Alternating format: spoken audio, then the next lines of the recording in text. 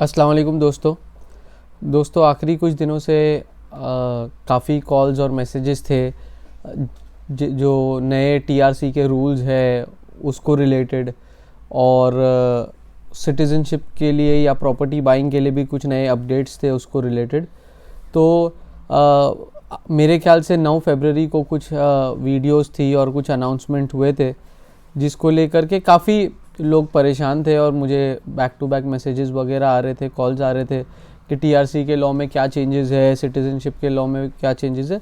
असल में यहाँ पे जैसे ही कोई भी अपडेट आता है तो उसको क्लैरिफाई होते होते या एग्जैक्टली पता चलते चलते कुछ वक्त लगता है कि क्या रूल्स है एक्चुअली।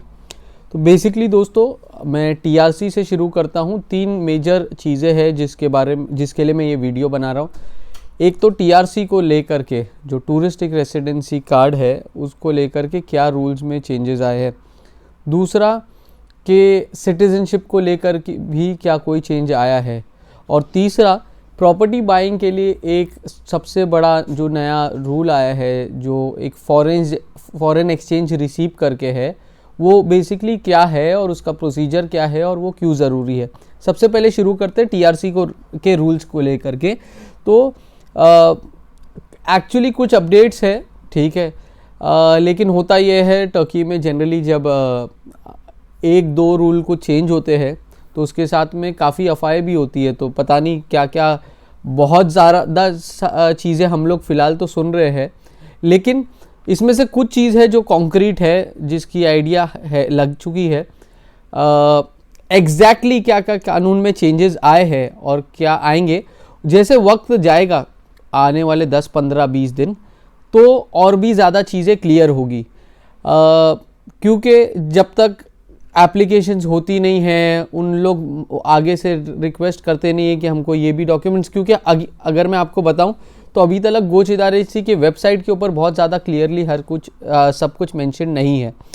बेसिकली क्या चेंजेस है जो हम लोग एक्सपेक्ट कर रहे हैं या जो पता चल गया है कि है, जो पहले टूरिस्टिक रेसिडेंसी कार्ड या आप किमलिग या इकामत बोल दीजिए जो लोग रेंटल कॉन्ट्रैक्ट के ऊपर हासिल करते थे, तो आखिरी कुछ दिन से ये हो रहा था कि आप रेंटल कॉन्ट्रैक्ट के ऊपर भी आप 2 साल की एप्लीकेशन लगाओ। हमने बहुत सारे लोगों को देखा कि खाली रेंटल कॉन्ट्रैक्ट के बेसिस के ऊपर 2-2 साल तक के लिए भी किमलिग मिल रही थी। जाहिर सी बात है हमको तो पता था ये कहीं ना कहीं इसको रोक लगनी है, तो क्योंकि ऐसा तो नहीं पॉसिबल है कि रेंट कॉन्ट्रैक्ट दिखा करके 2-2 साल तक की टीआरसी लगते जाएगी और ये ऐसे ही चलेगा।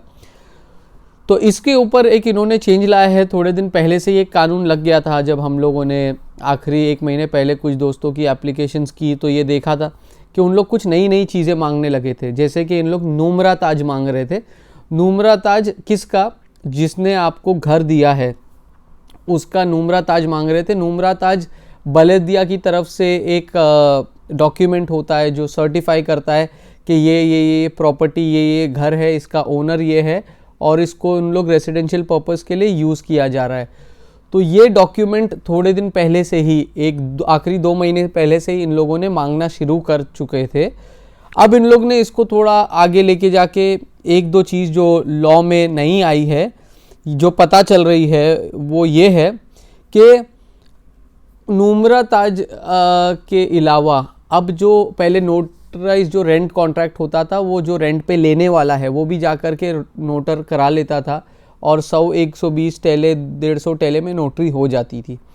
अब हो रहा ये है कि इन्होंने ये कानून लाया है कि जो बंदा रेंट पे दे रहा है, जो घर का मालिक है, वो भी जाएगा नोटर में। जब जाएगा नोटर में तो उसको उसकी किमलिग, जाहिर सी बात है एक आदमी आईडी देता है कि नोटराइज कराने के लिए, तो उसकी आईडी को भी नोटराइज कराया जाएगा और एक नोटर का फॉर्मेट भी, रेंट कॉन्ट्रैक्ट का फॉर्मेट भी दूसरा होगा जो नोटर के यहाँ से अवेलेबल होगा।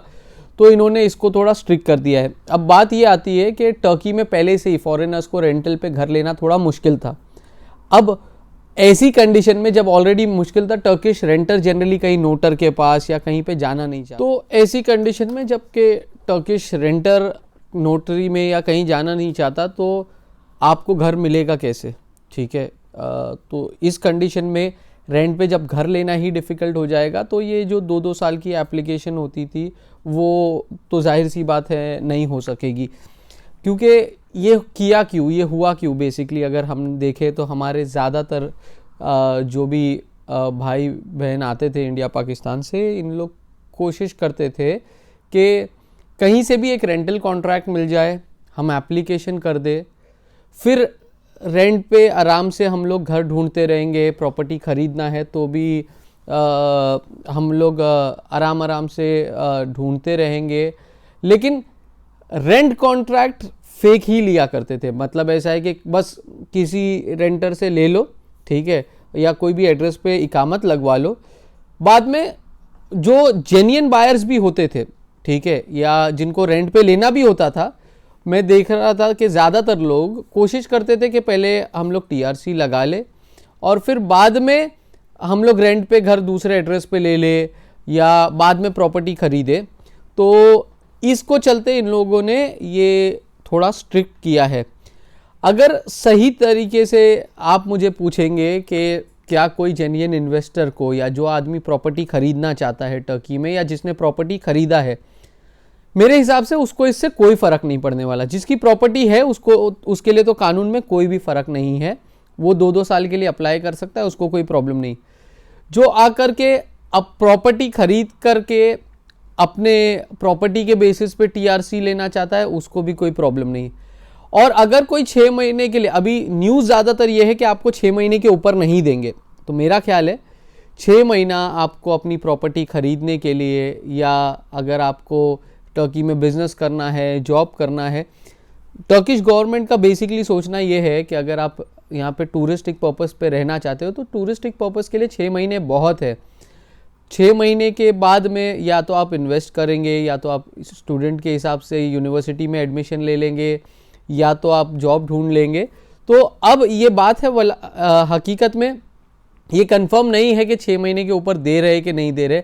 हम लोग ने गोच इदारसी में कॉल करके लास्ट पूछा था परसों, तो उन्होंने बोले आप 2 महीने तक, 2 साल तक की एप्लीकेशन कर सकते हैं। तो लेकिन ये न्यूज़ पक्की है कि अब टूरिस्टिक बेसिस के ऊपर 6 महीने के ऊपर नहीं देंगे।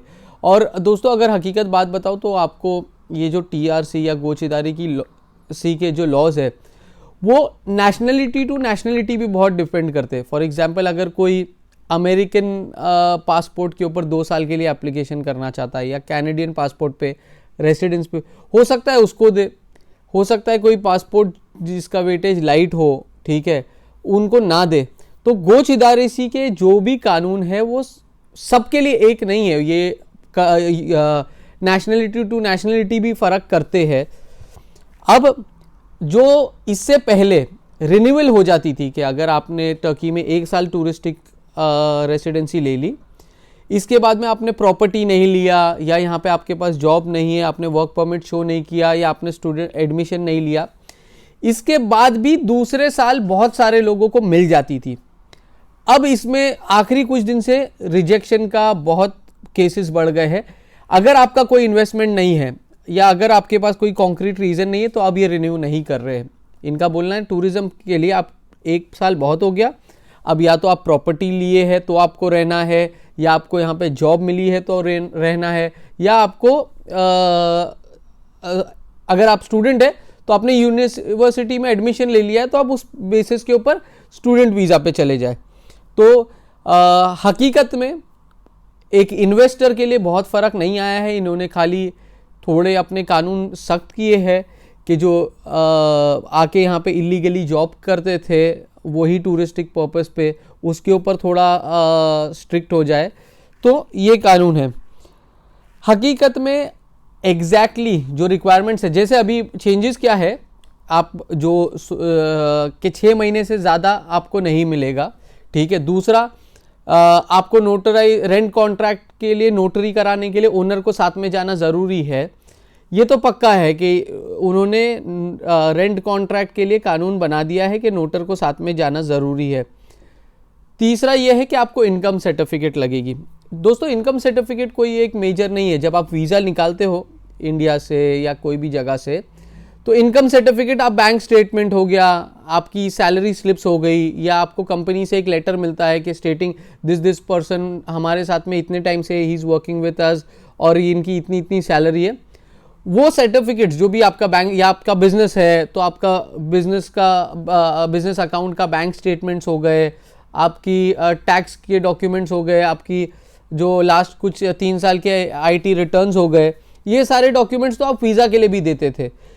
इस डॉक्यूमेंट्स को अब आपको वहाँ से मिनिस्ट्री ऑफ एक्सटर्नल अफेयर्स से या आपको दिल्ली से अपोस्टाइल करा के लाना है। तो ये कोई मेरे ख्याल से कोई बहुत बड़ा नहीं है। जो टर्की में 6 महीने रहने के लिए आ रहा है या 1 साल रहने के लिए, जाहिर सी बात है वो अपने फंड्स तो कैरी करता ही है साथ में, तो उसको अब उसका प्रूफ देना है।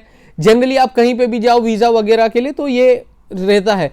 यह है कि पहले जितना आसान नहीं रह गया, लेकिन अभी जो नए शर्त है या जो नए लॉज आ रहे हैं वो कोई ऐसा नहीं है कि बहुत थोड़े दिन में लोग यूज्ड टू हो जाएंगे। इससे कोई बहुत पैनिक वाली सिचुएशन नहीं है, या ऐसा नहीं है कि अभी टर्की में किसी को मिलेगी नहीं।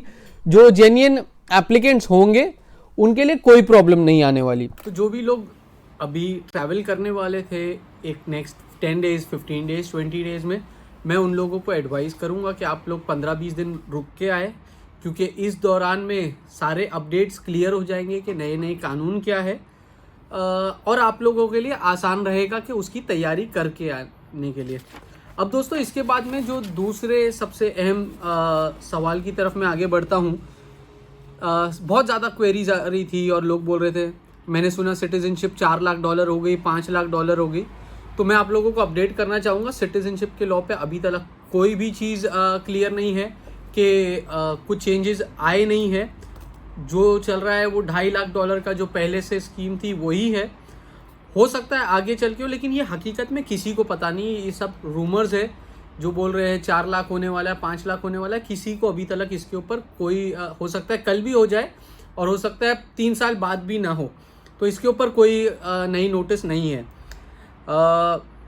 इसके अलावा ठीक है, जो सबसे इम्पोर्टेंट कानून जो नया बना है, जो हर फॉरेनर जो प्रॉपर्टी लेने वाला है, भले वो प्रॉपर्टी सिटीजनशिप के लिए हो या वो इन्वेस्टमेंट के लिए हो या सिटीजनशिप का कोई इरादा नहीं भी रखते हो, आप अगर यहाँ पे प्रॉपर्टी लेना चाहते हो तो अभी एक नया कानून जो आया है 21 जनवरी 2021 से, आपको एक फॉरेन एक्सचेंज सर्टिफिकेट लाना ज़रूरी है, तभी आपको टापू के लिए अपॉइंटमेंट मिलेगा और आपका टापू हो पाएगा। सो ये फॉरेन एक्सचेंज सर्टिफिकेट बेसिकली है क्या? फॉरेन एक्सचेंज रिसीप्ट अब ये आपके लिए कंपलसरी कर दी गई है। बेसिकली ये जो स्टेप है वो टर्किश लीरा को स्ट्रॉन्ग करने के लिए लिया गया है। पहले ये होता था आप डेवलपर को डॉलर हो गया या यूरो ट्रांसफ़र कर दो, ठीक है, तो भी चल जाता था। अभी टर्की की गवर्नमेंट ये चाहती है कि आप अपने जो भी पहली बात, अब आपको फॉरेन एक्सचेंज रिसीप्ट के लिए 3 ही करेंसीज एक्सेप्ट की जाएगी, डॉलर, यूरो और ब्रिटिश पाउंड्स। ये 3 करेंसीज को आपको टर्किश सेंट्रल बैंक को बेचना पड़ेगा और इसके अगेंस्ट में एक फॉरेन एक्सचेंज सर्टिफिकेट लेना पड़ेगा। ये बहुत इजी प्रोसेस है। आप सिर्फ बैंक में जाएंगे और आप बोलेंगे कि हमको फॉरेन एक्सचेंज सर्टिफिकेट इतना, आपको पहले से डॉलर उतना जमा रखना होगा। आपको उनको इन्फॉर्म करना पड़ेगा कि इतना डॉलर मुझे इस घर की परचेज के लिए सेंट्रल बैंक को बेचना है। वो एक फॉर्म देंगे, वो आप भरेंगे, उसमें आपको कुछ डिटेल जैसे ये पर्टिकुलर घर के अगेंस्ट में इतना डॉलर हम लोग बेचना चाहते हैं, आपका पासपोर्ट नंबर और डिटेल्स आपको उसमें मेंशन करनी पड़ेगी। बैंक आपको इमीडिएटली 2-3 घंटे में एक फॉरेन एक्सचेंज सर्टिफिकेट बना के दे देगी जिसमें लिखा हुआ है कि आपने इस घर के लिए ये इतना इतना डॉलर एक्सचेंज किया है। ये 21 जनवरी से पहले ये कानून लागू नहीं था, तो जिसने अगर उससे पहले परचेज किया उसको कोई फ़र्क नहीं पड़ेगा। अब इम्पॉर्टेंट ये है कि जिसके पास दूसरी करेंसी है ये 3 करेंसी के अलावा, या मान लो आपने पहले टर्किश लीरा थोड़ा आपके पास रखा हुआ था, तो अब आपको वो करेंसी डॉलर, यूरो या पाउंड में कन्वर्ट करना कंपलसरी है। आपको सर्टिफिकेट जब तक नहीं मिलेगा, आपको टापू के लिए अपॉइंटमेंट नहीं मिलेगा।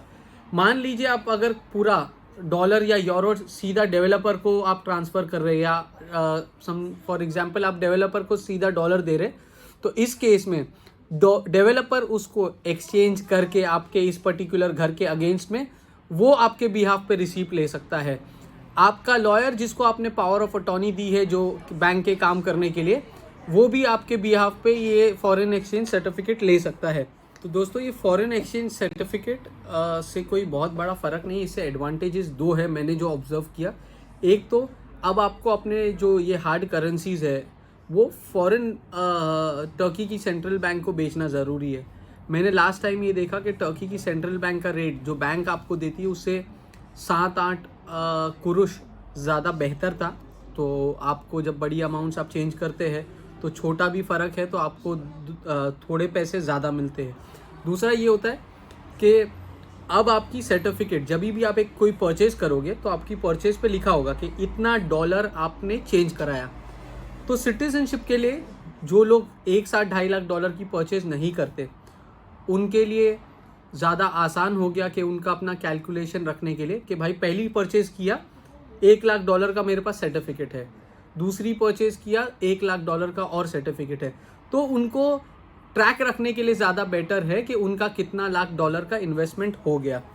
तो दोस्तों आज इतना ही, यही अपडेट्स थे फॉरेन एक्सचेंज रिसीप्ट के बारे में या नए TRC के बारे में। अगर आपको कुछ और सवाल हो आप मुझे कमेंट बॉक्स में लिख सकते हैं। जज़ाकल्लाह खैर, अस्सलाम वालेकुम।